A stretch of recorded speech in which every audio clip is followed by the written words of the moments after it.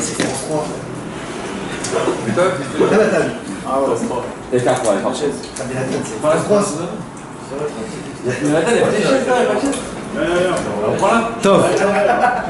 Alors, Bezrat Hashem, ce soir, on va parler de choses qui sont vraiment, vraiment importantes.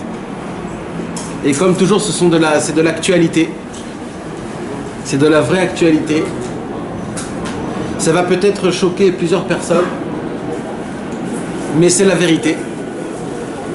Et Rabbeinu, il en a parlé énormément. Et en vérité, c'est un vrai coup de pouce. Ce qu'on va parler ce soir, si Rabbi Nachman ne l'aurait pas enseigné, on serait vraiment dans un vrai grand problème. Bien sûr, comme on a l'habitude, on va essayer de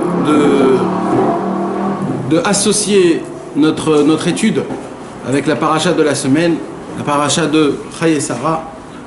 C'est là où, imaginez-vous, c'est la seule paracha dans toute la Torah qu'on a appelé la paracha au nom d'une femme. Chayei Sarah, c'est notre patriarche, notre mère, Sarah Imenu, qui est partie de ce monde. Et comme elle est partie de ce monde, la Torah consacre énormément de parachiotes, c'est-à-dire de mots et de psukim, au fêté de sa mort et de son enterrement. On voit dans la Torah comment Avraham Avinu il se casse la tête. Déjà, il est très peiné que Sarah Imenu elle est morte. Elle est morte pas chez elle, pas à côté de lui, quand il n'était pas. Vous savez pourquoi elle est morte, Sarah Imenu? Elle a vu Yitzhak. Il a montré Yitzhak. Alors tout le monde croit comme ça, mais en vérité c'est pas ça. En vérité c'est pas ça. Tout le monde connaît une moitié d'une midrash, mais ils ne connaissent pas le midrash en entier. Le midrash, une moitié du midrash, ce que nous on croit connaître, c'est quoi? C'est que le Satan, il a fait montrer au Yetzer Hara, il a fait montrer à Sarah Imenu qu'Avraham Avinu, il est en train de faire la shrita à Yitzhak. Et quand elle a vu, elle est montée dans une colline, il y en a qui disent qu'elle a demandé à deux géants de voir ce qui s'est passé. Et quand elle a vu qu'Avraham Avinu, il a pris le couteau et qu'il a commencé à faire la shrita, elle est morte de peine. Nahon, c'est ça qu'on sait? Ouais, la version originale. C'est la version originale.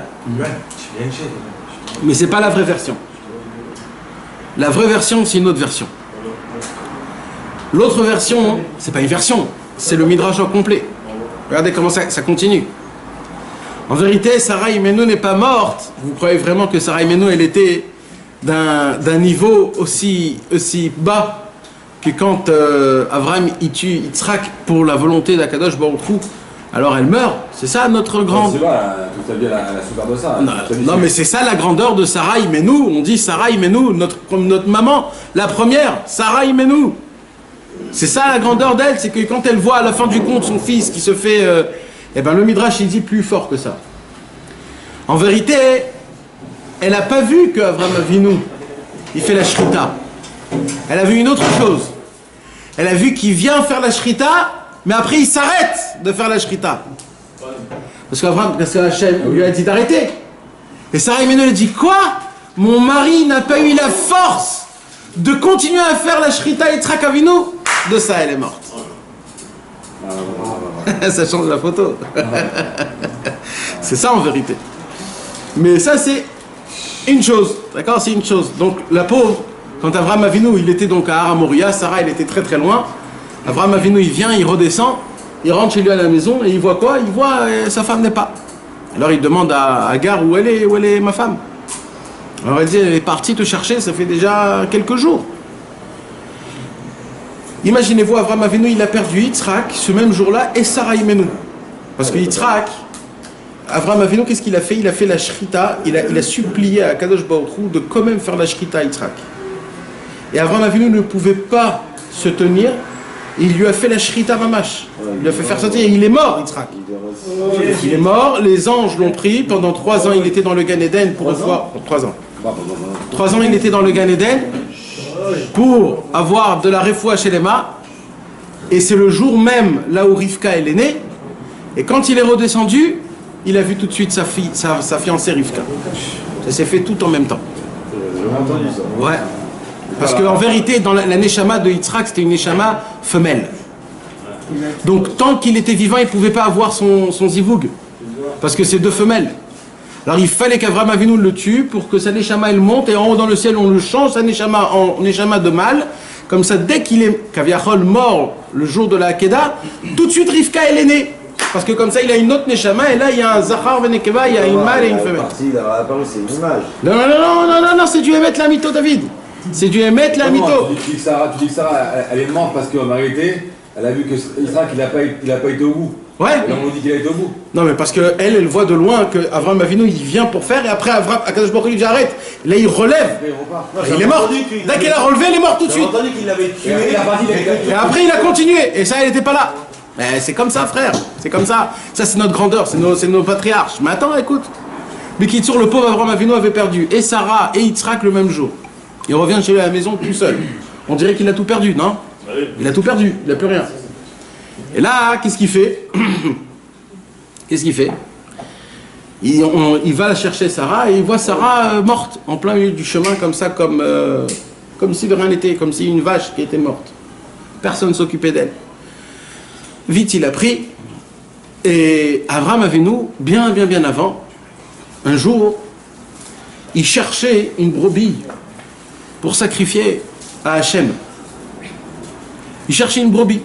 Parce que depuis la Kedat Yitzhak, quand ça a été... Il a cherché une brebis. Et cette brebis, elle allait de droite à gauche, elle partait. Il lui courait derrière cette brebis. Jusqu'à que cette brebis, elle est arrivée où? Elle est arrivée à Hebron. Sans que lui, il sache. À Kiryat Arba. Ça, c'était bien avant. Et quand il est arrivé à Kiryat Arba, à Hebron, là-bas, il a découvert, il a dit, je sens le réar du Gan Eden. Je sens la senteur du Gan Eden. Et dès qu'il a vu ça, il a dit, cet endroit-là, je ne vais jamais l'oublier. Je me rappellerai toujours de cet endroit. Et quand Sarah Imenu, elle est morte, il s'est tout de suite rappelé de Kiryat Arba Hebron. Et là, qu'est-ce qu'il s'est dit? Il s'est dit, c'est là-bas que je vais enterrer Sarah. Ouais, mais personne ne savait où ils étaient enterrés. On ne savait pas, personne ne savait. Et qu'est-ce qui se passe? Alors là, mes amis, c'est là où tout commence.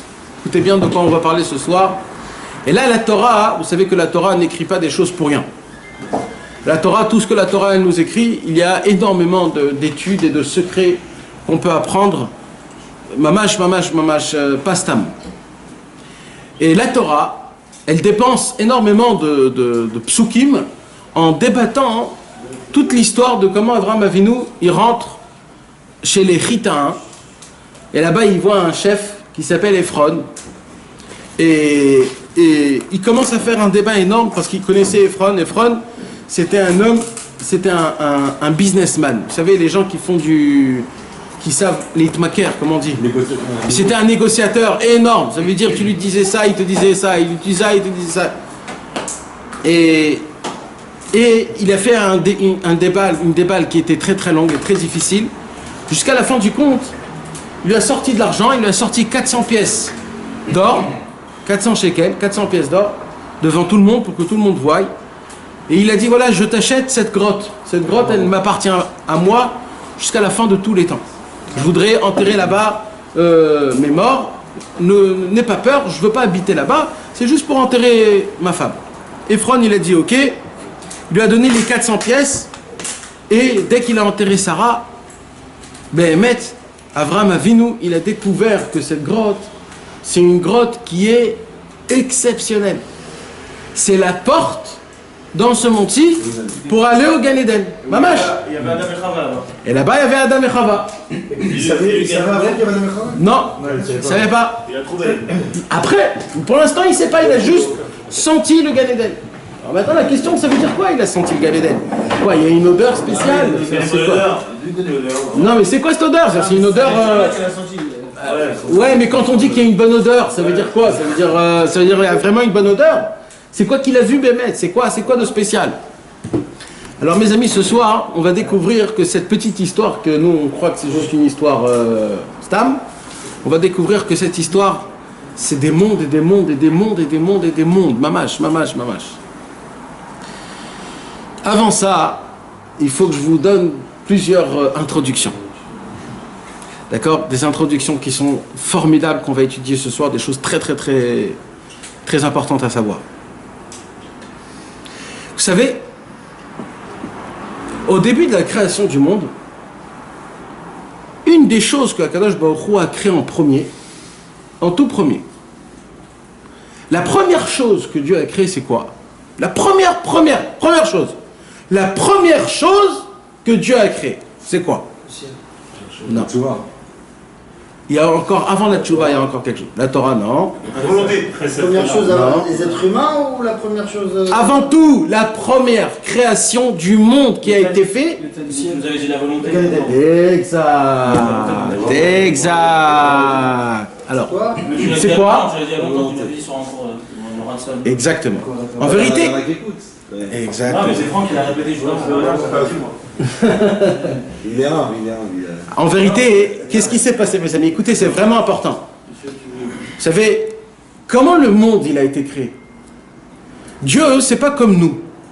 Nous, quand on veut faire quelque chose, ça prend du temps. Il faut lui penser. Après, il faut en parler. Après, il faut commencer à y aller dans l'action. Y aller à droite, à gauche, voir, demander, etc. Après, il faut créer la chose. Ça prend du temps avant que tu crées quelque chose, avant que tu fasses quelque chose. Même avant de boire un verre d'eau. C'est pas juste je prends un verre d'eau. C'est ton cerveau qui te dit j'ai soif. Au début, tu t'assois, bon, ça va, c'est pas trop. Après, tu dis bon, il n'y aura pas un petit verre d'eau. Après, tu vois que personne ne te donne, tu te lèves, tu viens, tu prends un verre d'eau, etc. Il y a plusieurs choses qui se passent avant chaque action qu'un homme y fait. Mais chez Dieu, c'est pas pareil. Vous savez comment ça se passe chez Dieu? Dieu, dès qu'il veut quelque chose, tout de suite ça se fait. En 1/1000e de seconde. Alors comment le monde il s'est créé? Dieu a voulu que le monde soit, le monde s'est fait. En un clin d'œil. D'un coup. Ça a pris. Maintenant il y a une question. Il y a une question logique. Quand je veux quelque chose, c'est qu'il me manque quelque chose.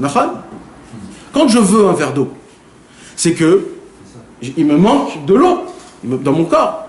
Quand je veux de l'argent, c'est qu'il me manque de l'argent dans ma poche. Normalement, c'est toujours ça. Un homme ne veut pas quelque chose qu'il en a déjà plein. Comment on peut dire que Dieu voulait que le monde soit? Ça veut dire qu'il avait un manque. Mais... Son manque, c'est un don, en vérité. Non, mais ça n'existe pas chez Hachem un manque. Dieu, c'est tout, il a tout, c'est tout. Tu peux pas dire que Dieu, il lui manque quelque chose. Non, il manquait pour donner. Même ça, c'est un manque. C'est un manque. De vouloir donner, c'est une nécessité. Un manque, ça vient de prendre quelque chose. Alors, qu'est-ce qu'il a fait Hachem? Hachem, d'abord, il a dit, je vais créer d'abord une volonté. La première volonté au monde, elle sera sans manque, ça sera la mienne. Après, toutes les volontés du monde, ça sera avec un manque. Mais moi, ma volonté à moi, elle sera... Donc, la première création que Dieu a créée en tout premier, c'est quoi? Le Ratzon. S'il l'a fait, c'est qu'on peut le faire aussi. Oui, mais de là, tu apprends que c'est quoi la première chose que Dieu a créée au monde? La première chose, c'est la volonté. Donc, vous imaginez comment c'est énorme, la volonté? Le Ratzon, comment il est énorme? Maintenant, dans le mot Ratzon, on inclut plusieurs choses. C'est pas que volonté, c'est languissement, c'est une volonté ardente, c'est quelque chose que tu ressens qui est très fort dedans, mais tu n'arrives pas à l'exprimer, mais c'est plus fort que toi. C'est quelque chose qui te tient par tes tripes, par tes instincts. C'est quelque chose qui est enfoui en toi. C'est une volonté. C'est comme par exemple, quand on appelle ça, quand quelqu'un il sent qu'il va mourir, l'instinct de vie. Comment on appelle ça? L'instinct de survie. L'instinct de survie. Tu peux découvrir des forces que normalement tu connais pas. Un homme, il peut courir je sais pas, 70 km à l'heure, il peut courir, hein, peut-être quand il sent qu'il est en danger. Pourquoi? Parce que ce sont des forces. Parce que là, il va puiser où? Dans l'infini de Hachem, dans le Ratzon.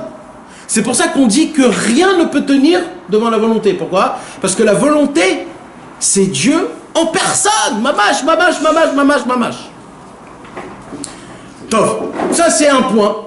Deuxième point. Et là, écoutez bien, mes amis, c'est vraiment quelque chose de très très beau.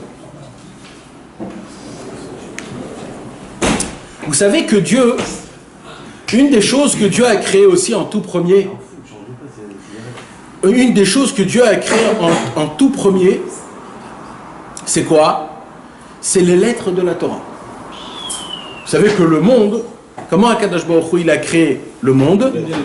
Avec des lettres de la Torah, avec sa bouche, avec sa parole. Bidvar Adonai Shamaim Na'asu. Par la parole de Dieu, le ciel s'est fait. Et la terre. D'ailleurs, comment on appelle la terre? Non. Eretz. Eretz, il vient du mot Ratzon.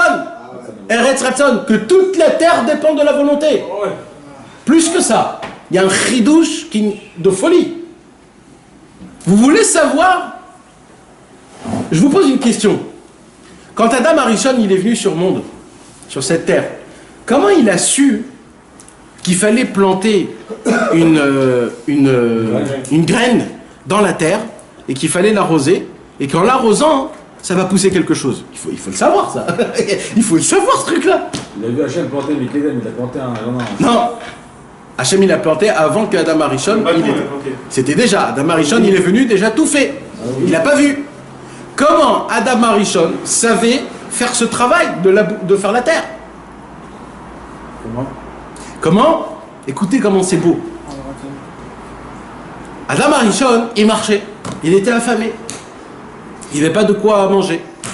Il se retrouve devant la planète Terre qui est complètement vide. Elle est vide. Il y a un seul homme dans toute la planète Terre, remplie de vaches. Maintenant, à l'époque, on n'avait pas le droit de manger de la viande. Que à Noir, on pouvait manger de la viande. Il y avait tout. Hachem, il a tout créé. Mais on n'avait pas le droit de manger de la viande. La viande, Dieu nous a donné l'autorisation après le déluge. Voilà, on mangeait que des... Comment ça s'appelle? Vegan. On était des végans. Voilà, on était... Comment on appelle ça? Végétariens, exactement. On était des végétariens. Alors maintenant... Timchoni. Alors maintenant, comment on savait... Comment il savait Adam Arishon? Vous voulez savoir c'est quoi le secret du monde? Adam Arishon, il marchait dehors. Il marchait.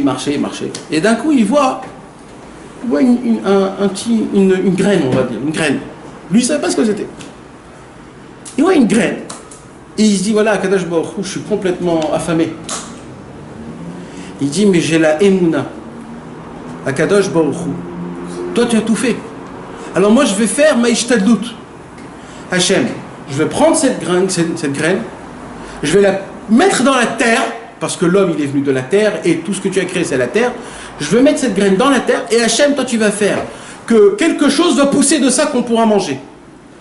Il a fait ça par une émouna tellement forte que Dieu, il a dit jusqu'à la fin de tous les temps, ça va être comme ça qu'on va le faire. Parce qu'il a fait rentrer une émouna de base, une graine ne pousse pas. Ça ne pousse pas de base, ça ne pousse pas.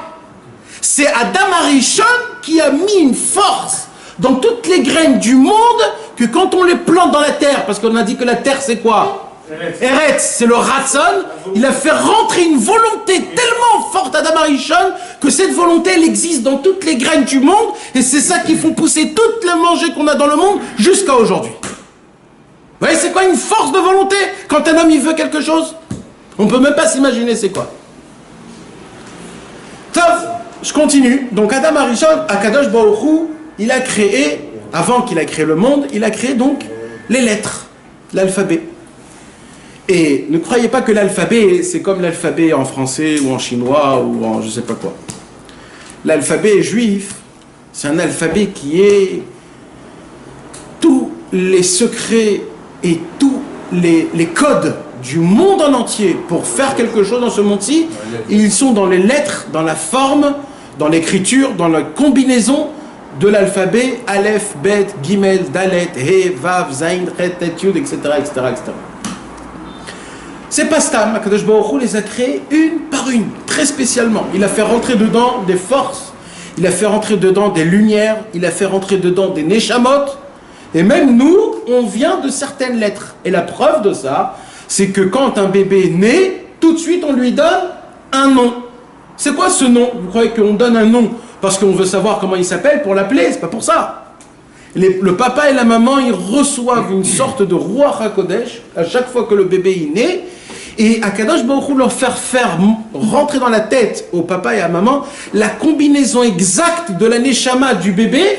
Et c'est en cette fonction-là qui va donner le nom, car le nom qui va recevoir le bébé, c'est exactement en fonction avec la neshama qu'il a. S'il s'appelle Yitzhak, dans sa Neshama, la combinaison de Yud, Tzadik, Ret et Kouf, ils sont faits pour lui, parce qu'il y a des lettres qui sont puissantes, il y a des lettres qui sont faibles, il y a des lettres qui sont pétillantes, il y a des lettres qui sont sucrées, il y a des lettres qui sont amères, il y a des lettres qui sont... C'est plein de combinaisons, c'est plein. Et c'est ça qui fait le caractère de chaque chose. Tout se fait par le caractère de comment ça commence, son nom, et de comment c'est... Tout. C'est toujours comme ça. Un fruit, un légume. Hein? Même les fruits et les légumes. Chaque fruit, pourquoi il est plus sucré que l'autre? Et celui-là, il est amer. Celui-là, c'est tout par rapport à la combinaison des lettres de ce qu'il est fait. Mamage, c'est ça. Et qu'est-ce qu'on apprend encore une fois, le ratson? C'est quoi le ratson? On a dit c'est la volonté, nachon? Le ratson, c'est la volonté. On a dit que le ratson, c'est quoi? C'est Eretz. C'est quoi Eretz? C'est la terre. La terre, elle est faite comment? De nature, elle est froide. Elle est sec. Elle est sec. La terre en elle-même, elle est sec. C'est l'eau qui vient après dessus. Mais la terre en elle-même, elle est sec. On la platine tout le temps. C'est l'élément le plus bas possible. Ça nous apprend quoi? Qu'une volonté, même si elle n'a pas de goût, même si elle est humide, elle n'est pas humide, elle est sec, même si on la piétine toute la journée, elle fonctionne quand même. Parce qu'elle donne des fruits. Ça veut dire la volonté, tu n'as pas besoin d'être un Superman en volonté. Il faut juste avoir des bonnes volontés. Mais encore, on n'a pas encore parlé de ça, c'est juste des petites anecdotes. Donc je continue à Kadosh Baruch Hu, donc il a créé l'alphabet. Est-ce que vous connaissez un peu l'alphabet? Ouais. D'accord. Donc, il y a de 1 jusqu'à 10. C'est quoi de 1 jusqu'à 10? Yud. De Aleph jusqu'à Yud. Aleph, Bet, Gimel, Dalet, et Vav, Zayin, Chet, Tet, Yud. Après de 10 jusqu'à 20, Chaf. Après, il y a jusqu'à 30, Lamed. 40, Mem. 50, Nun. 60, Samer. 70, Aïn. 80, P. 90, Tzadik. 100, Kouf. Nachon? Un petit redouche dans le chemin? La seule lettre, entre parenthèses, hein, la seule lettre qui est complètement fermée dans l'alphabet, c'est quoi? Samer. Samer, c'est pour ça que comment on dit en hébreu fermé? Sagour, c'est Samer. Sagour, fermé. Hein? Mais non, ça c'est une deuxième lettre. Ça vient du même, t'as raison. Il y a les lettres qui s'appellent les lettres doubles. Man tsapar. Mem sofit, nun sofit, tzadik sofit, pe sofit, rav sofit. Mais les lettres originaux, c'est la lettre Samer. C'est pour ça que Samer, c'est complètement fermé. C'est pour ça qu'on dit Sagour, fermé, c'est avec le Samer, Sagour. Mais ça veut dire quoi encore? Après le Samer, il y a quoi? Non, après le Samer, Aïn. Aïn, c'est les yeux. Si tu fermes tes yeux, Samer, Aïn. Si tu fermes tes yeux, Aïn. Après Aïn, qu'est-ce qu'il y a? P. Et si tu fermes ta bouche, alors tu deviendras, c'est quoi la lettre d'après? Tzadik. Samer, Aïn, P, Tzadik. Vous voyez que c'est pas, on peut pas le faire ça dans le A, B, C, D, E, F. C'est impossible. C'est que dans la Torah, ces choses-là. Bien sûr. Maintenant, on peut voir par exemple dans la première lettre de la Torah, c'est la lettre Aleph. Dans la première de la Torah, il y a le nom d'Hachem. Comment? Il y a un Yud en haut, un Yud en bas et un Vav au milieu. Yud et Yud. Ça fait 10 plus 10, 20, plus 6, 26. Yud Kevavke, c'est le nom de Dieu. Hachem, il a fait rentrer sa personnalité dans la première lettre déjà. Aleph. Donc on voit que c'est des combinaisons qui sont vraiment très spéciales et très, très énormes. D'accord? Donc je ferme la parenthèse. Donc Akadosh Baruch Hu, il a créé l'alphabet. Maintenant, il y a un petit problème. C'est quoi le petit problème? Donc dans l'alphabet en hébreu, il y a de 1 à 10 normal. Après, il y a de 10 à 100 par 10, comment on dit? Il y a 1 par dizaine. Mais là, il y a un autre problème. C'est quoi l'autre problème? C'est qu'il y a après Kouf. Kouf. 200, après 400. Après Resh, c'est 200. Après il y a Shin, c'est 300. Et après il y a Taf, c'est 400. Et c'est terminé. Pourquoi ça continue pas? Jusqu'à où? Jusqu'à quoi? C'est la Torah. Ouais, peut-être. C'est la Torah. Oui, mais je sais pas. Alors on aurait pu mettre Taf, que ça soit la dernière lettre, je sais pas. Mais 400 pièces d'argent qu'il a. oui, mais c'est quoi? C'est quoi? C'est quoi ce 400 là? Pourquoi ça s'arrête en plein milieu du nombre? C'est en plein milieu d'un nombre. 400. Pourquoi ça continue pas jusqu'à 1000? Ou pourquoi Bichlal t'es rentré dans les centaines? Reste jusqu'à 100 et puis c'est tout, terminé. Hein? Non mais c'est quoi ce nom? C'est quoi Bichlal? C'est quoi la raison? C'est quoi cette raison-là? Je sais pas.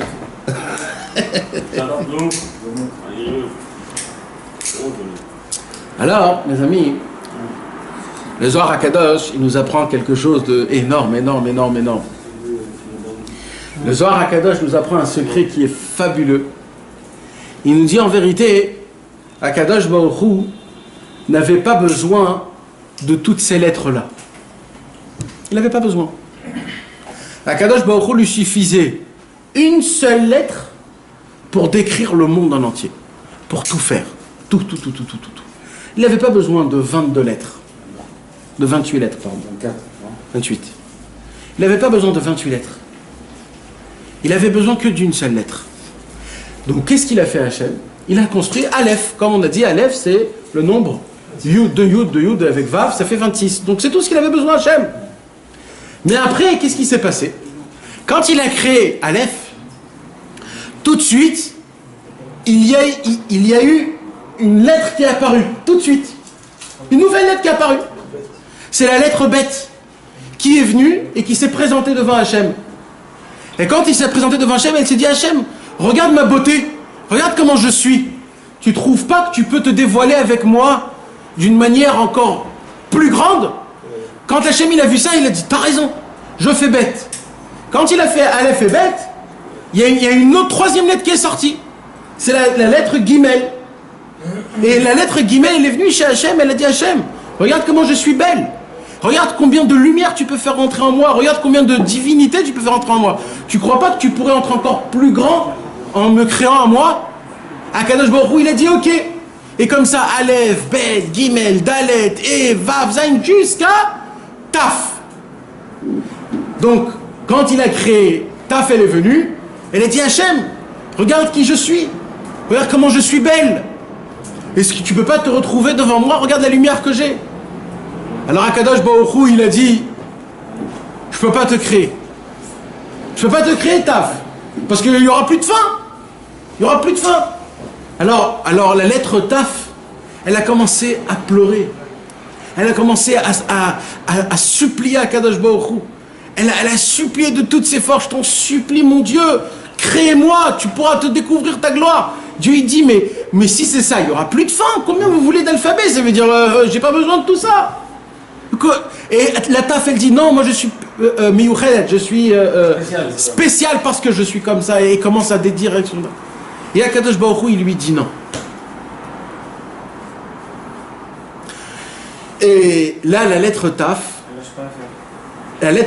elle commence à rentrer dans un monde de languissement. Elle a commencé à se languir. Comment c'est possible que je suis là et que Dieu ne veut pas de moi? Comment c'est possible quelque chose comme ça? Quoi, Hachem, il me veut pas moi? Qu'est-ce que j'ai fait de mal? C'est quoi la vraie raison? Et elle n'arrêtait pas de se languir. Je veux que HaKadosh Baruch Hu se dévoile en moi. Et tellement elle s'est languie, il dit le Zohar HaKadosh, qu'elle a créé en elle-même 400 mondes de languissement. 400 mondes de languissement. Des mondes en entier de languissement. C'est comme par exemple, il y a un trésor de Yirat Shamayim. Alors, c'est quoi un trésor de Yirat Shamayim? Ça veut dire, dedans, il y a toutes les sortes de choses où on peut avoir des Yirat Shamayim, dans les Tfilin, dans Shabbat, dans les Tilat Yadayim, dans... Eh bien, elle a créé la lettre Taf, tellement qu'elle voulait que HaKadosh Baruch Hu se dévoile en elle. Elle a créé 400 mondes, pas un trésor, 400 mondes de languissement. C'est-à-dire, c'est des centaines de milliards de sortes de comment se languir d'Hachem. Quand HaKadosh Baruch Hu, il a vu ça, il a dit, je te crée toi, mais ça sera la dernière. Et comme tu as créé 400 mondes de languissement, tu seras la lettre numéro 400. Taf, c'est 400. Et là, ça s'arrête. Maintenant, c'est quoi ces mondes-là, de 400 mondes-là? C'est quoi?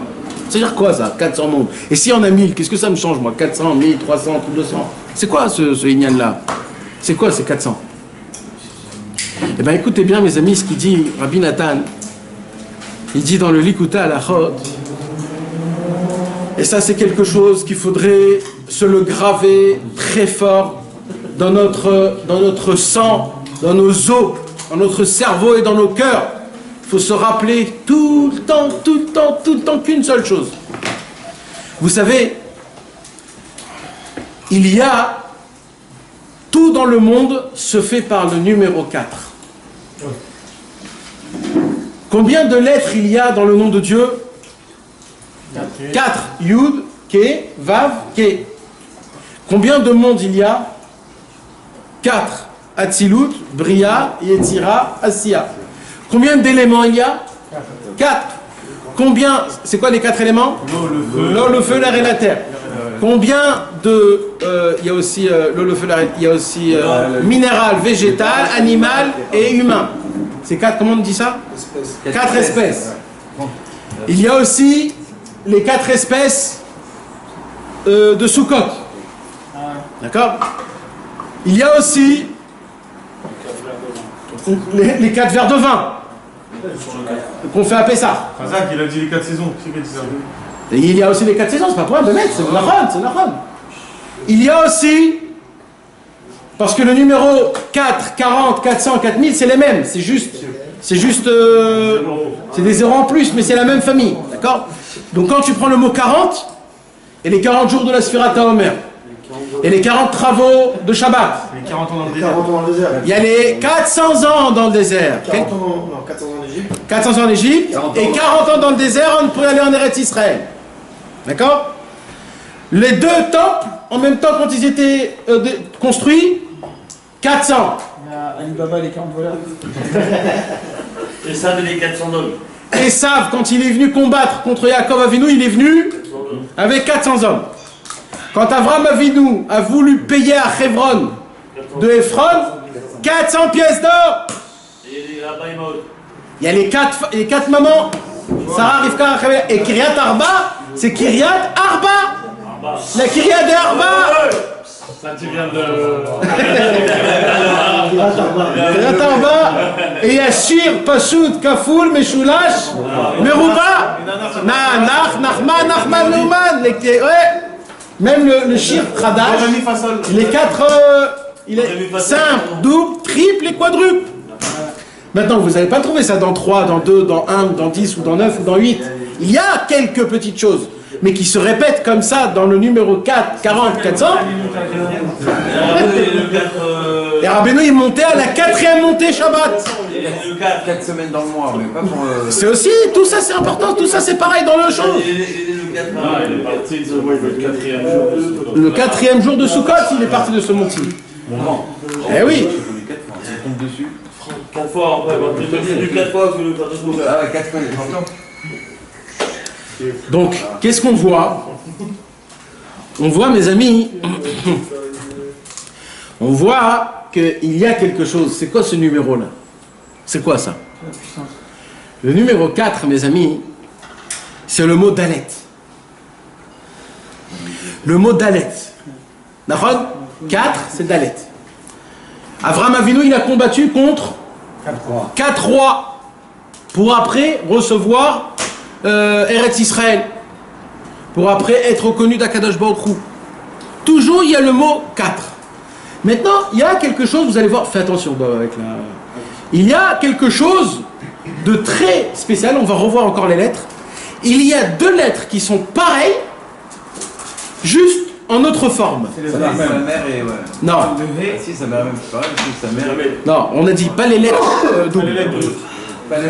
Ouais, même c'est le même sophite qui rond, mais le même normal, hein?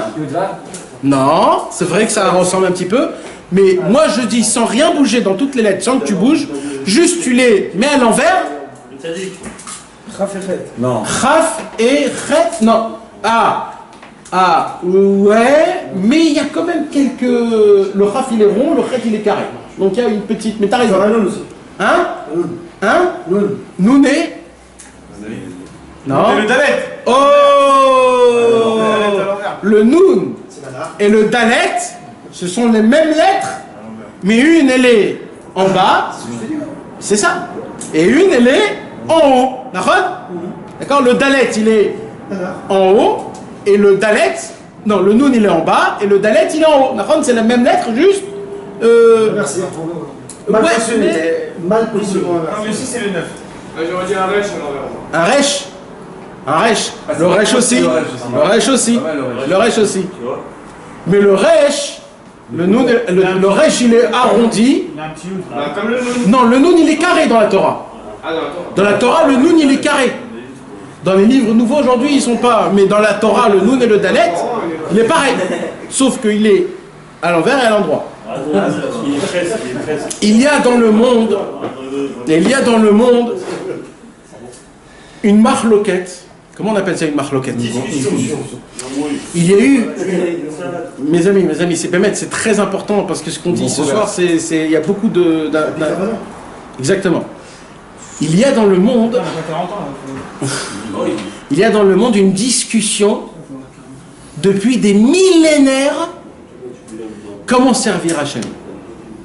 Pendant des millénaires. Hein. C'était une discussion entre tzadikim. Tzadik un tel disait comme ça, tzadik un tel disait comme ça. Pendant des millénaires, il n'y a jamais eu une personne qui a tranché. Jamais. Pourquoi? Parce que c'est très difficile. Et de génération en génération, on n'arrêtait pas d'en parler, et chacun il disait en fonction de ce qu'il pensait, de ce qu'il dévoilait d'Akadosh Baruch Hu, il disait moi je pense comme ça, moi je pense comme ça. Cette marloquette là, c'est la marloquette du Noun et du Dalet. C'est quoi? On a dans notre corps deux membres, les membres les plus importants du corps. C'est quoi? Non, les plus importants. Le cœur. Les jambes. Le cœur et le cerveau. Nahon, c'est les deux les plus importants. Le cerveau, c'est lui qui fait tout fonctionner, et le cœur, c'est lui qui donne la pêche. C'est lui qui pompe, c'est lui qui fait tout. Maintenant, il y a écrit que Ule'ovdo bechol levavrem uvchol nafshechem uvchol meodechem. Toute la discussion a été comment on doit servir Dieu. En mettant le plus de force dans le cerveau ou dans le cœur. C'est quoi dans le cerveau? Dans le cerveau, c'est d'être un sage. Comme on dit, Talmid Chacham. D'être un très grand connaisseur, de connaître le mal à la perfection, de connaître le bien à la perfection. C'est ça la chorma. La chorma d'avoir des connaissances partout, de connaître tout. Tout comme il faut, même dans le mal, il faut que tu saches exactement c'est quoi le mal pour savoir, attention, pour faire attention qui t'attrape pas dans des chemins comme ça ou comme ça. Et il y a des dizaines de milliers de livres qui ont été écrits, formés en notion de chorma. Et il y a une autre une autre idée qui a dit non. Il faut servir Hachem par le cœur. C'est-à-dire quoi? On ne demande pas à un homme de tout savoir et de tout connaître. C'est compliqué de tout savoir et de tout connaître. Mais ce qu'on lui demande, c'est d'éduquer son cœur. Si son cœur est comme il fait parfois parfait, eh ben il n'a pas besoin de sa tête. Eux, ils disent, tant que ta tête n'est pas à la perfection, ton cœur ne pourra pas être à la perfection. C'est quoi le cœur? C'est d'être à 100%, d'avoir des sentiments à mamash, aimer, de faire les choses parce que tu y crois, même si tu comprends pas trop, mais tu mets tout ton cœur, tu es complètement dedans, etc. Même si tu connais pas, même si tu sais pas. Et les autres, ils disaient, ma pita, il faut tout connaître, tout c'est une question d'intellectualité, tout c'est une question. Maintenant, c'est certain que les deux ne se trompent pas. La question c'est où il faut mettre le maximum. C'est que ça la question. Parce que celui qui dit tout c'est le cerveau, il dit aussi le cœur. Et celui qui dit le cœur, il dit aussi le cerveau. Mais la question c'est où tu mets toute ta force. Avec quoi? C'est où? Avec quoi mamash, tu sers Hachem. en ayant des très grandes connaissances. C'est quoi par exemple en ayant des très grandes connaissances? Par exemple, le matin, je dois faire Tfilat Shacharit. Je dois prier Shacharit. Normalement, si on va d'après le chemin de la Chorma, tu dois d'abord connaître toute la prière. Qu'est-ce qu'elle veut dire? Déjà, de base, qu'est-ce qu'elle veut dire les mots? Tu dois connaître le maximum de données dans les Chazal, dans la Gemara, etc., de tous les mots. Qu'est-ce qui est institué? Qu'est-ce que chaque chose veut dire? D'où chaque chose vient? Et tu dois avoir des kavanotes dans le ciel ou envoyer. C'est ça de la Chorma. Et le deuxième, il dit non. Le deuxième, il dit non. Prie, frère. Prie comme tu le sens, comme c'est dans ton cœur. Et c'est comme ça. C'était une discussion pendant des millénaires, et des millénaires, et des millénaires. Pourquoi je vous parle et je vous dis que cette marloquette, c'est une marloquette du Noun et du Dalet? Parce que le Noun, lui, qu'est-ce qu'il fait? Quand on dit qu'un homme, son cerveau, il est posé, ça veut dire qu'il est sage. Quand il a un cerveau posé, il a les têtes sur les épaules, c'est qu'il est, incrusté, il est bien, il est assis, comprend des choses, etc. C'est pour ça que la lettre Noun, elle est bien incrustée par terre. Il y a un trait et le Noun, il est bien posé. Ça, c'est le Noun. Et il y a l'autre qui dit c'est le cœur. C'est quoi le cœur? C'est quand tes yeux, ils sont vers Hachem. T'es incrusté de nulle part. T'es en haut. C'est la forme du Dalet. Il a un seul pied par terre, mais toute sa force, elle est en haut. C'est pour ça qu'il y a deux mots dans la Torah qui sont exactement pareils, mais qui changent juste. Non, qui changent juste ou du Noun ou du Dalet. Il y a Itbonenut et Itbodedut. Itbonenut veut dire l'Itbonen. Introspection, rentrer, comprendre. Mais c'est deux Noun. Itbonenut. C'est l'Itbonen. De regarder, de rentrer, de rentrer dans les... Et il y a Itbo, c'est le même mot, c'est pas les mêmes mots, mais c'est deux Dalets. Itbodedut. C'est complètement touche à Hashem Yitbarach. Maintenant, ça veut dire quoi c'est touche à Hashem Yitbarach? Ça veut dire quoi? Ça veut dire que, je vais vous raconter un truc, quelque chose de formidable. Mamage, c'est quelque chose... Hier, je voulais le dire à Natania, mais j'avais pas le temps, donc je vais vous le dire à vous.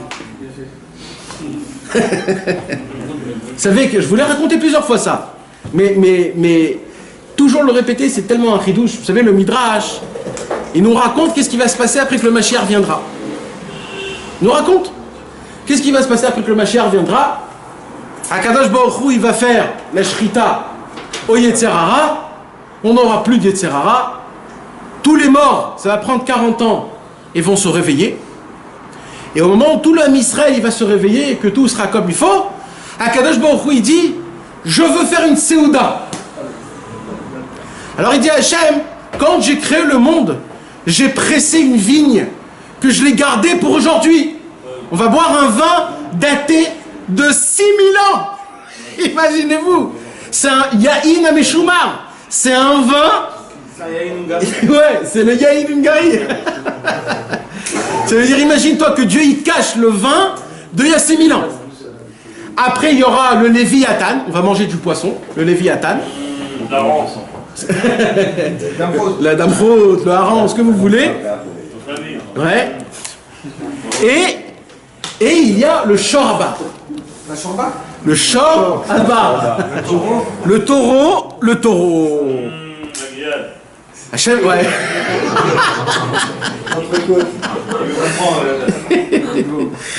Et voilà, donc c'est ça, ça va être ça notre Séouda Mamash. Hein. Il y aura tous les tzadikim qui vont être là-bas. Avraham, Yitzhak, Yaakov, Moshe, Aaron, Yosef, David, Shlomo, Rabbi Shimon Bar Yochai, Rabbi Akiva, Rabbi Mir Balanes, Rabbi Yochanan, Resh Lakish. Tous les tzadikim ils vont s'asseoir. Il y aura tous nous, les imbéciles, ils vont être là-bas, etc. Mais on sera tous là. On sera tous là. On sera tous là. On va tous profiter, manger et boire de cette Séouda. Donc, mes amis. Bassarbein, exactement. Et là, qu'est-ce qui se passe? Après que la Séouda, elle va terminer, Alors normalement, qu'est-ce qu'on fait? Zimoun. Zimoun. On fait Zimoun, c'est quoi Zimoun? Vous savez ce que c'est Zimoun? Quand on dit Avlan, Venevarer, Malka, Ila, Kadisha, maintenant il y a une mitzvah énorme. Il y a une mitzvah énorme, c'est de faire le vin, comme une sorte de kiddush, mais pour le Birkat Hamazon. Et c'est celui qui tient la coupe. Exactement, c'est celui qui tient la coupe qui fait le Zimoun, Avlan, Venevrir. Même la semaine, on peut faire du vin. Si, ouais. Si tu fais Zimoun, oui. Il y a écrit dans le Kitzur Shulchan Aruch, elle est tellement grande cette mitzvah que ça serait bien de le faire même tout seul, tellement elle est forte, elle est grande cette mitzvah, ouais. De toujours faire le Birkat Hamazon en tenant une coupe de vin. Je sais pas pour à la fin faire que ça. Dans la main, la tenir pendant toute la Après, quand fête. tu fais ça, t'es obligé de refaire Tout la route, tu la tiens. Juste Baruch Adboré près à Geffen et tu bois. C'est tout. Ça, c'est à la fin. Non, mais après, quand t'as fait Non, mais tu le prends à la fin, Tu refais. Et après, tu refais la fin. Exact. Après le Birkat. Après le Birkat. Mais la tâche, il faut tenir le vent tout le Birkat. Ouais. Mais c'est une énorme mitzvah. Hein. Maman, j'ai écrit tout le temps. C'est bien. Oui, alors c'est pour ça. Alors, normalement, on le fait quand il y a 3 personnes. Encore mieux, quand il y a 10 personnes, c'est presque une obligation. 3 personnes, c'est bien. Mais si tu veux, c'est une mitzvah tellement grande que même tout seul, tu peux le faire. Tellement c'est une mitzvah qui est énorme de faire la coupe de vin. Et il a dit comment tu fais quand il y a Cabo Potter? C'est-à-dire quoi, Camo Potter? Tu poses le verre? Ah, pour faire Camo Potter? Ouais, tu poses, tu fais, après tu reprends. Ah bah oui. Attends, mes amis, on continue? On est en plein histoire. Attends, je veux revenir. Je vais revenir.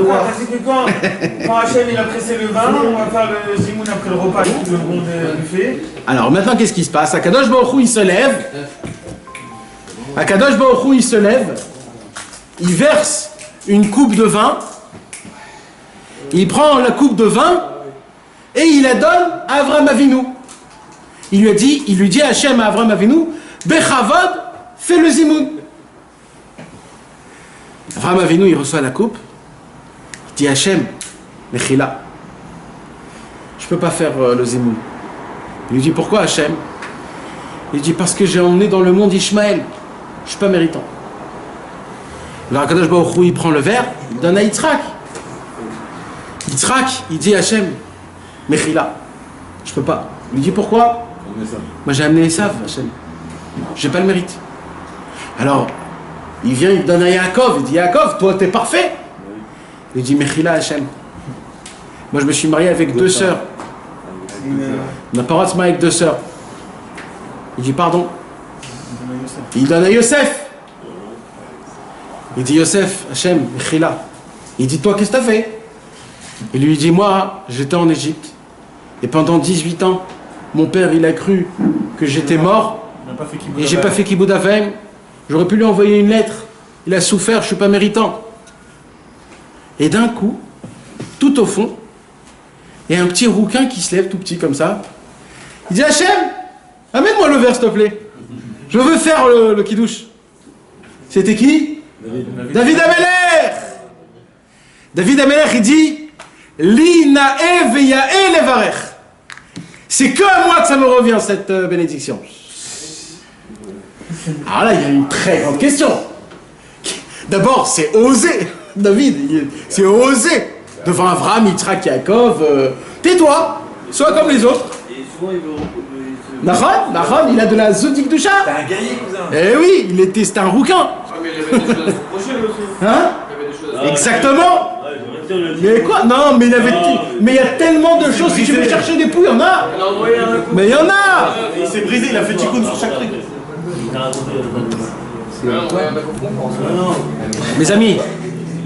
Mes amis, c'est très difficile à expliquer. J'ai besoin d'aide d'Hachem. Que Dieu y m'aide pour ça, parce que si vous allez comprendre ça, vous allez comprendre toute votre vie. Vous allez comprendre c'est quoi la différence entre la hitbonenout et la hitbonedout.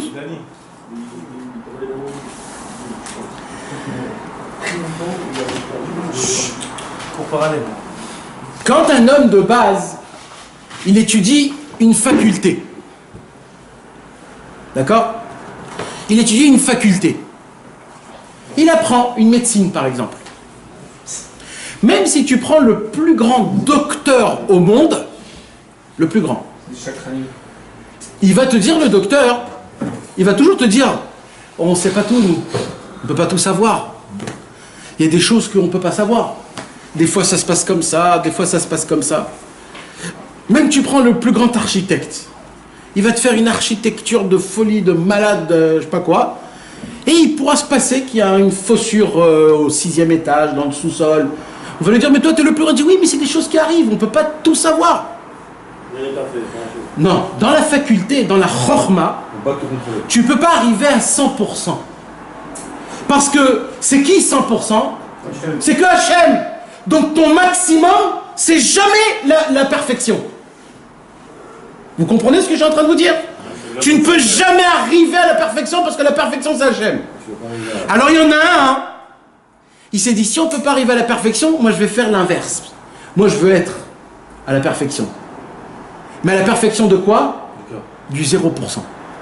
Si 100% je peux pas, 0 je peux, alors je vais faire 100% du 0%. C'était qui? David Ameller. David Ameller, de base, il est né, il a dit à Hachem, ne compte pas sur moi, je vais devenir ni un Talmid Chacham, ni rien. Dès tout de suite, je te dis, je ne connais rien, tout ce que j'ai, je te demande. Maintenant, si je l'ai, c'est parce que tu me l'as donné. Et si je ne l'ai pas, c'est parce que c'est toi qui ne me l'as pas donné. Donc moi, j'ai fait mes 100%, puisque je me remets complètement à Hachem. Vous avez compris le fils? C'est pour ça que Abraham, quand Hachem il est venu chez Abraham, il a dit, fait. Alors Abraham, Yitzhak, Yaakov, tout ça, c'était des Talmidei Chachamim. Eux, ils étudiaient. Alors eux, on peut trouver des manques. C'est pour ça qu'eux, ils sont pas parfaits. Mais quand David Ameller, il dit de base, tout ce que j'ai, c'est toi. Et tout ce que j'ai pas, c'est aussi toi. David Ameller, il disait. Donc il dit à Hachem, sur tout le monde ici, on n'a qu'un qui peut recevoir la coupe, c'est que moi. Parce que moi, tout j'ai demandé. Si j'ai reçu, c'est grâce à toi. Et si j'ai pas reçu, c'est aussi grâce à toi. Donc moi, je suis à la perfection. Donc il n'y a que moi qui est parfait. Là, tous les Avot Akdoshim, Avraham, Yitzhak, Yaakov, Moshe, Aaron, Yosef, c'était quoi? C'était de la hitbonenut. Ils ont étudié. Ils ont regardé comment découvrir Hachem. Ils creusaient des puits pour découvrir Hachem. Ils allaient à droite, à gauche. Tout ça, c'était une étude. Il fallait... Encore une fois, il n'y a pas mal ou pas mal. Il n'y a pas... Oui, parce que sans eux, on serait pas... Mais bataille, mais tout c'est bien. Tout c'est bien. Là, on explique juste le cas. Mais David Ameller, il a compris le hitbonenut. C'est que moi, je suis rien. Dès qu'il est né, David Ameller, on a dit que c'était un bâtard. Dès qu'il est né. Il est né rouquin, tout petit. Tous ses frères, ils étaient très grands, des bruns. Et ils ont dit, celui-là, il ne nous appartient pas. Il est né, on l'a jeté comme un bâtard. Après, on l'a rendu roi. Personne ne voulait recevoir sa royauté. Après, il a eu des enfants. Ses enfants voulaient le tuer. Le pauvre. D'ailleurs, c'est ce qu'on va voir dans notre Haftara de cette semaine. On voit que David, il a 70 ans et qu'il a froid, il est tout seul, personne n'est avec lui. Donc on voit que même depuis à l'époque, il y a ce qu'on appelle la hitbonenut et il y a la hitbodedut. Mais Tachles aujourd'hui, c'est qui va faire le zimoun? David Ameller. Pourquoi? Parce que David Ameller, il s'est remis 100% à Hachem. Il y a une parole que Rabbi Nachman, il a dit comme ça. Un jour, Rabbi Nachman, il a dit comme ça. Un homme, il doit tout demander à Akadosh Baruch Hu. Tout.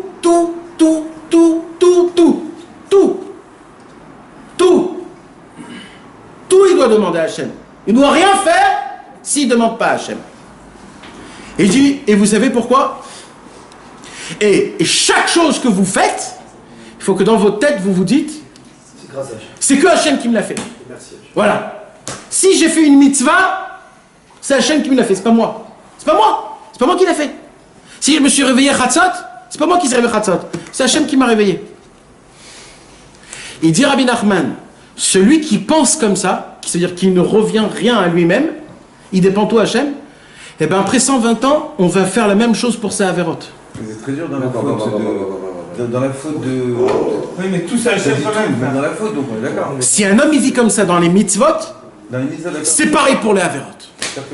Si tu vis comme ça, parce qu'il n'y a pas moitié-moitié. Ouais. C'est-à-dire, si tu es à 100% dans ça, dans le ciel, on t'a dit, si tu dépends tout de Hachem, Alors ben même les Avérotes, c'est Dieu qui te les a envoyés.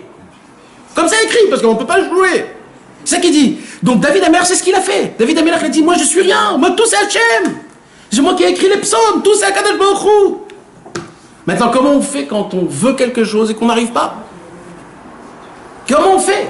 On demande à Hachem, on demande, ça n'arrive pas. On essaye de changer, on n'arrive pas. On essaye de changer, on n'arrive pas. On tombe, on chute, on remet debout, etc. Et c'est toujours la même histoire. On vient dans des cours, on écoute des cours de Torah, on sort en force, on rentre chez nous à la maison, on pète un câble, on oublie tout ce qu'on a étudié. Comment? Jusqu'à quand? Combien d'années? 1 an, 2 ans, 3 ans, 10 ans, 20 ans? Mais jusqu'à quand? Jusqu'à quand? Ça fait combien de temps qu'on a fait Teshuvah? Ça fait combien de temps qu'on fait Jaouman? Ça fait combien de temps? Et jamais on change. C'est toi qui as dit que c'est plus difficile de changer le mida. Eh bien dur que de faire tout le chassin entier. Mais ça veut dire, alors si c'est ça, je perds mes mains. Si c'est ça, je désespère. C'est là où Rabbeinu, il est venu, il a découvert, il a dit, rappelez-vous, la dernière lettre de la Torah, c'est la lettre Taf. La lettre Taf, elle avait perdu tout espoir. Elle a gardé qu'une seule chose. Les languissements. Les languissements. Elle a créé les languissements. Akadosh Baruch Hu lui a donné 400 mondes de languissements. Tout dépend de ça.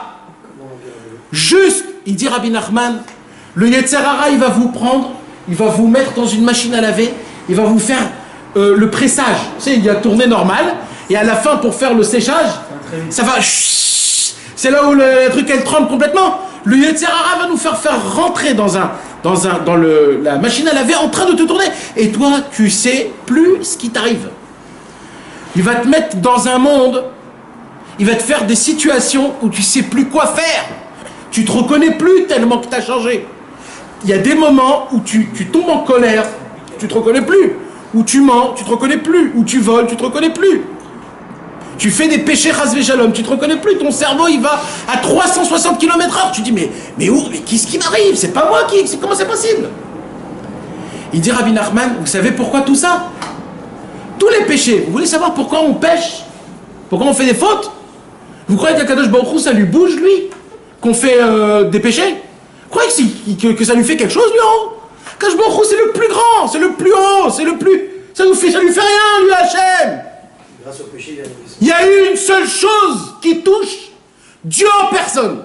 Dieu en personne, il y a une seule chose. Une seule chose que chas v'shalom, ça touche Dieu en personne. Une. Et il dit Rabbi Nachman que tout le Yetzer Hara, son travail, c'est pour arriver à ce point-là. C'est quoi? Plus que ça. Quand tu dans ta tête, tu ne veux plus. Tu ne veux plus. Tu dis je baisse les bras, j'en peux plus. Tu abandonnes. Pourquoi? Parce que la première création de Dieu, c'était quoi? Le Ratzon. Donc le Ratzon, c'est quoi? C'est la chose la plus haute. Quand toi-même, donc ça veut dire en fait pour Dieu, ton Tselem Enosh, comment on dit le Tselem Enosh? Ton image à toi humaine, c'est ta volonté. Parce que comment on décrit un homme, Jimmy? Comment on décrit un homme? Comment tu décris un homme? C'est Midot. Sa volonté. Par ce qu'il veut. C'est comme ça qu'on décrit un homme. C'est par rapport à ce qu'il veut. Dans la Torah, c'est comme ça qu'on décrit un homme. Non, c'est parce qu'il veut. Donne un exemple. Par sa poche, par le vin et par... Oui, ça c'est dans un niveau plus bas. Mais dans un niveau plus haut. Comment tu arrives à décrire un homme? Même une femme, comment tu choisis une femme? Ça veut pas ce qu'elle veut, ce qu'il veut. C'est par rapport à ce qu'elle veut. Genre Quand une femme elle dit moi je veux ça, je veux une baraque énorme, je veux une voiture. Alors tu comprends que c'est ce qu'il veut. Quand tu vois un homme qui veut chas v'shalom des ta'avot, alors c'est ce qu'il est, ça veut dire, tu comprends? Quand un homme il dit moi je veux, il est plus je veux avoir un sens dans la vie, je veux voir les choses du bon côté. Alors là tu vois que donc on décrit une personne par sa volonté. Il dit Rabbi Nachman, tant que tu veux te rapprocher de Dieu, tu veux appliquer la Torah, tu es encore dans le bon chemin, même si tu fautes tous les heures. Tous les heures. Afilou imu pogem bechol sha'a, il dit Rabbeinu, même s'il fait des fautes toutes les heures, tant que dans sa volonté, il veut toujours se rapprocher de Dieu. Et il croit qu'un jour, il va arriver à ça. Il dit Rabbeinu, t'es au top niveau.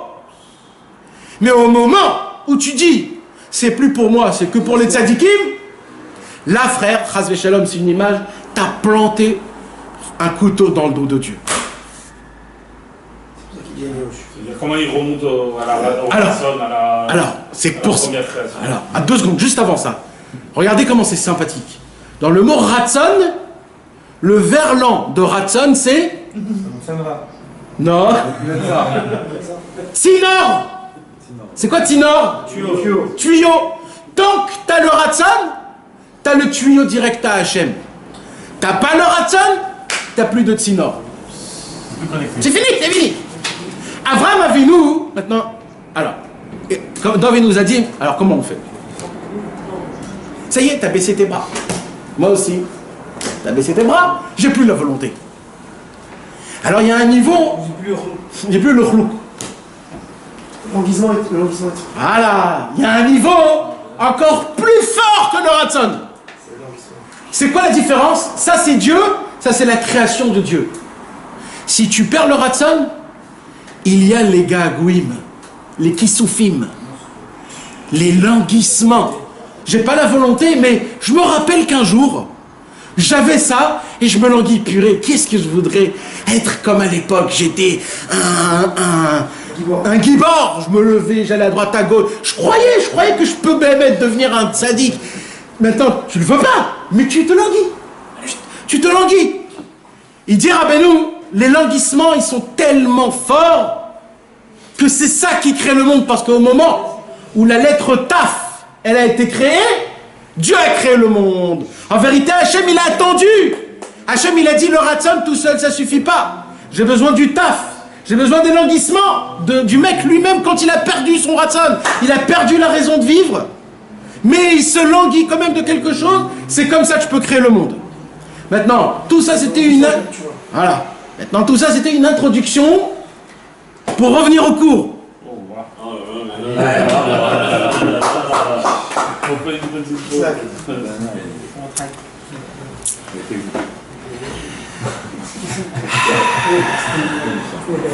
Bon, on continue. Abraham Avinu, il est parti de ce monde. Il voit que sa femme, elle est partie de ce monde. Eh oui. Tarantino. Eh oui, mes amis, c'est ça la beauté. Ah ben il a dit à l'envers, à l'endroit, à l'envers. Abraham Avinu, il est redescendu de Haramoria et il voit que sa femme, elle est partie de ce monde. Et il voit qu'il est parti de ce monde et il était très peiné.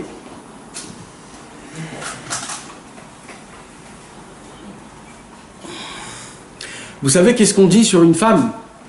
On dit que la femme, c'est elle qui donne la raison de vivre à son homme.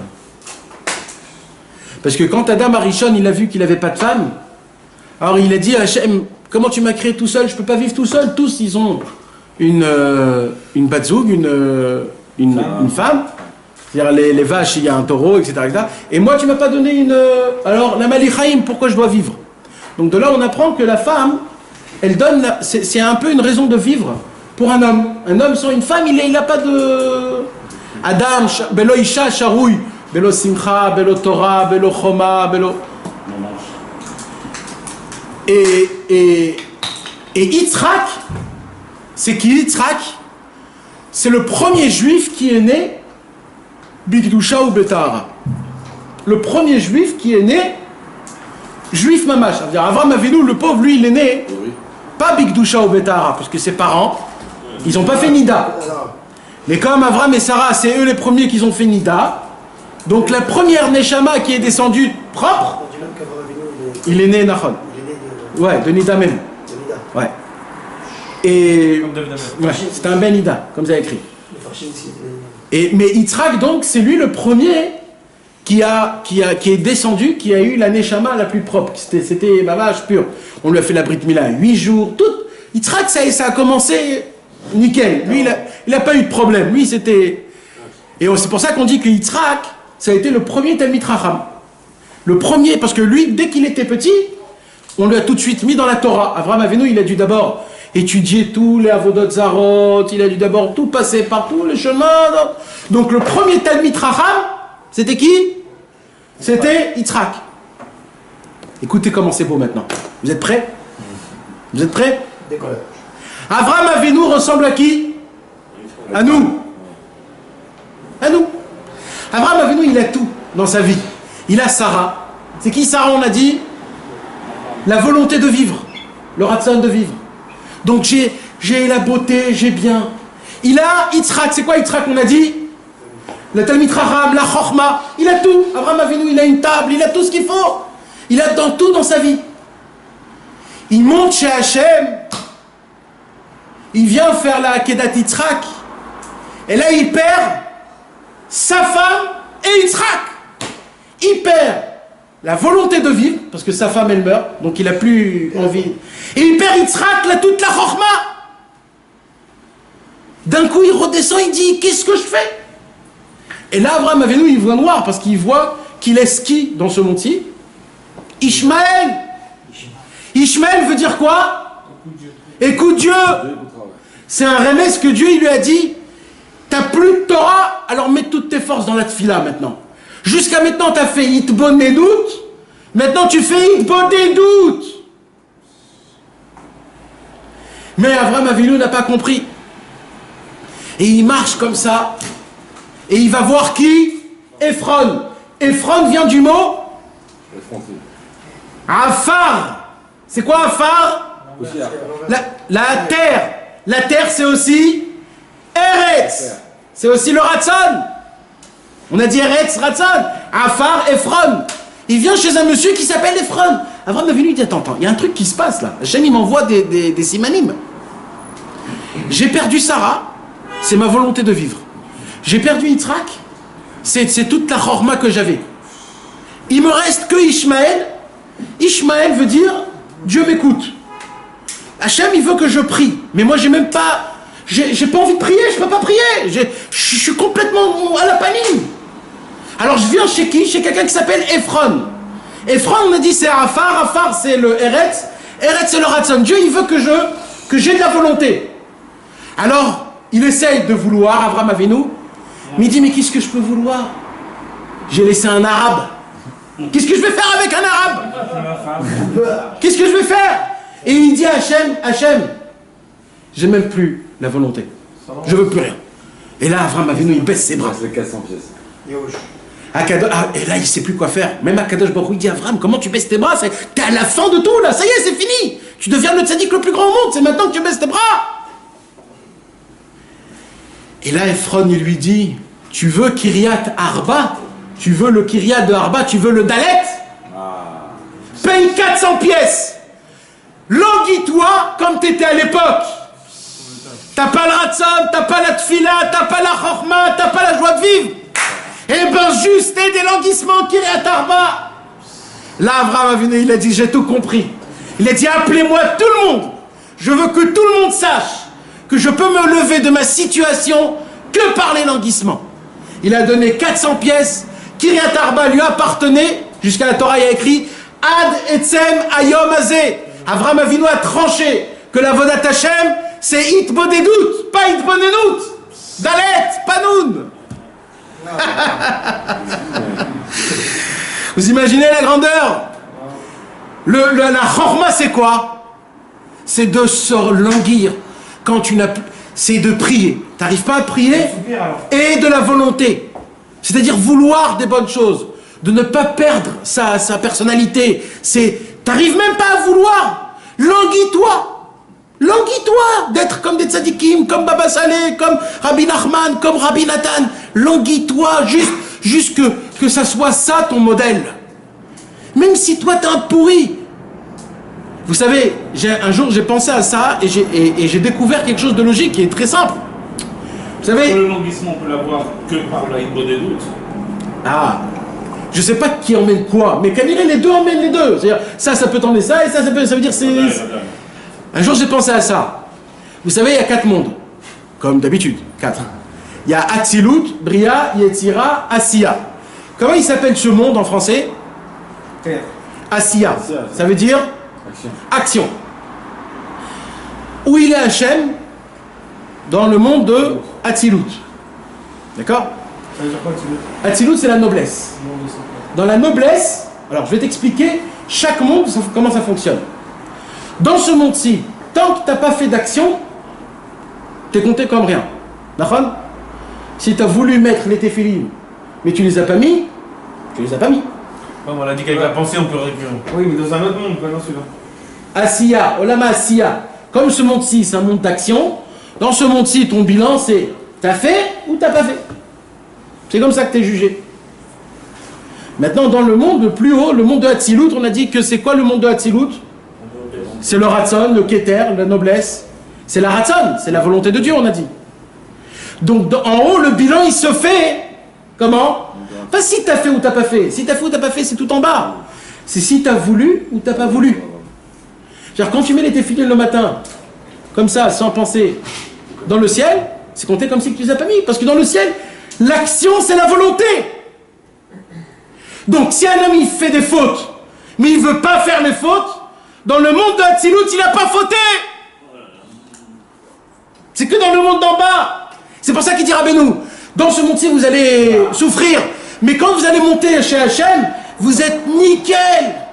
Parce que ça se peut que dans l'action, vous n'êtes pas bon, mais gardez votre cœur, votre cerveau de propre. Si vous voulez fauter, fautez, mais ne faites pas rentrer de la volonté là-bas. Je veux fauter, je veux aller là-bas, je veux faire ça. Non, malheureusement, le Yetzer Hara m'a pris là-bas, mais c'est pas le vrai moi. Le vrai moi, c'est pur. Ma volonté, elle doit être propre. Mes languissements doivent être propres. On ne doit pas se languir d'avoir une super belle bagnole ou un truc comme ça. Non, il faut te languir des bonnes choses, des très bonnes choses. Les choses, s'ils viennent, ils viennent. S'ils viennent pas, ils viennent pas. Les languissements, ils sont énormes. Les languissements, c'est Dieu, c'est Akadosh Baruch Hu, Birvodo, Be'atzmo. C'est pour ça que c'est aussi grand. Toutes les Yeshua d'Abraham Avinu, c'était quoi? Les 400 pièces. Rien que les languissements. Il y a aussi les 400 coups. Il y a aussi les 400 coups. Exact. Maintenant, ce que nous, on doit faire, mes amis... C'est pour ça qu'ils étaient Oui, c'est ça. Tout ça revient dans le... Mamash. Maintenant, c'est pour cela, mes amis, le concret d'aujourd'hui, c'est quoi? C'est que tout ce que veut le Yetzer Hara, dans ce monde-ci, c'est de te faire arriver dans un point où tu dis, c'est pas pour moi. J'en peux plus. J'ai essayé, j'arrive pas. Tout ça, que pour ça. C'est que ça. Le Yetzer Hara, c'est que ça. Tu vas dans un cours de Torah, tu apprends que Chatzot, c'est énorme. Tu rentres chez toi à la maison, tu te dis, waouh, Chatzot, peut-être il faut que je le fasse. Tu commences à mettre le réveil. Le réveil, il se réveille, tu vois comme ça, tu l'éteins, tu redors. Une journée, 2 journées, 3 journées, tu dis, tu sais quoi? J'ai essayé 3 fois, c'est pas ça. Là, le Yetzer Hara, il dit, j'ai gagné. Il en veut plus. C'est tout. Mais en vérité, Hachem, il s'en fout, tu t'es réveillé ou pas. Tout le Inyan, si tu voulais, c'est fou, ça y est, c'est que ça. Rabbeinu, il dit, mettez le réveil quand même tout le temps. Toute votre vie. Tout le temps. C'est un acte de volonté, tu fais montrer à Hachem que tu veux. Même si tu sais que tu vas l'éteindre, tu sais. Tu vas te réveiller pour l'éteindre, je m'en fous, mais moi je veux.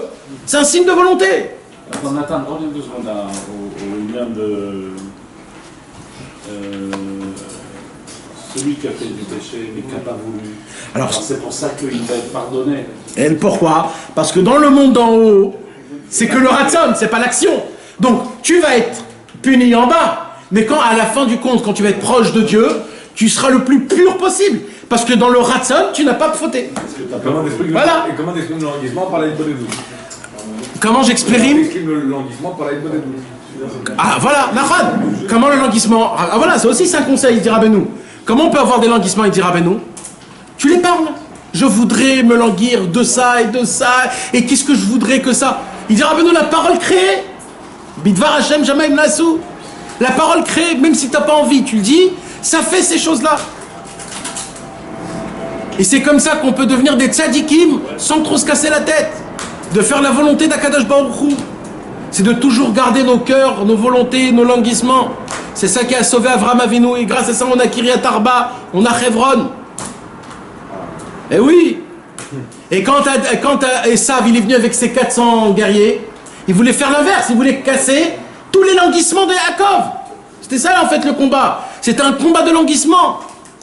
Il voulait lui casser. Yaakov est venu, il dit moi je vais me languir quand même. Tu peux venir avec tes 400 mecs, moi. Pourquoi? Il a dit j'ai un coup en pierre. Ça veut dire je suis un têtu, moi.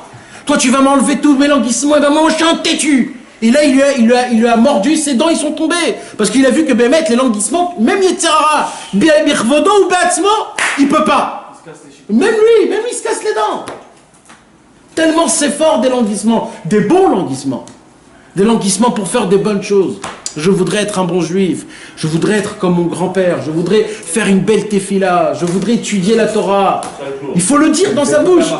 Du conte de la mouche et de l'araignée. Nahon. Et c'est ça tout l'union de Hitbonenout et Hitbodedout. Le Noun et le Dalet, le 4. Ils ne veulent pas les bonnes doutes. Hein? Ils ne veulent pas les bonnes doutes. Aïe. Givald, mon ami. Givald. Givald, c'est relou, hein. Eh ben, il faut se chauffer, les gars. Il faut se chauffer, Bémet. Il faut se chauffer. On va à la forêt tous. Voilà, mes amis, qu'Akadosh Baruch Hu nous aide. On ne perd jamais la volonté, les languissements. Bezrat Hashem. Et Nathan, à la fin de la belle sorte de Qatar, il y a une bonne délivrance. Ah, Bezrat Hashem. Dvorah, Chaya, Batiel. Dvorah Chaya Batiel, Leida Kala Katarnagolet, Bezrat Hashem. Et Nathan. Bonne santé à Mordechai. Bonne santé à Mordechai. Steve. Steve Raphaël. Steve Raphaël, Ben. Ben Sultana. Steve Raphaël Ben Sultana. Et le petit enfant là. Et Chaim Leb, Aaron Chaim Leb Ben Sarah. Stéphane Yaakov. Ben Saouda. Comment?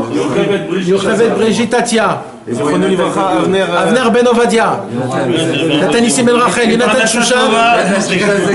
Pourquoi pas? Zachar. Laura Alia Esther. Matraya Daniel.